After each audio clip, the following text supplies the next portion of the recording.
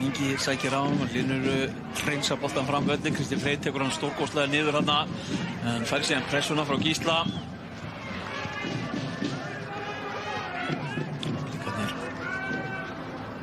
finna smá ró hérna á boltanum. Andri þá Höskuldur tekur hann strax fram að við og setur hann síðan út til hægri á Jason Daða. Jason Daði með frábæra setningun og tegir þetta endar í netinu. Stefán Ingi Sigurðarson kemur hann hér yfir línuna og kemur Blikum í fórustu þegar að rétt rúmar 3 mínútur eru liðnar að síðari hálfleik. Breiðablik 1, Valur 0. Þarna Gummi er akkúrat málið. Jason hægra megin fyrirgjöf. Þannig eru Blikarnir að skora sín mörk eftir fyrirgjafur og þetta er akkúrat staða sem andstæðingur vill ekki vera í. Jason ópressaður með fyrirgjöf.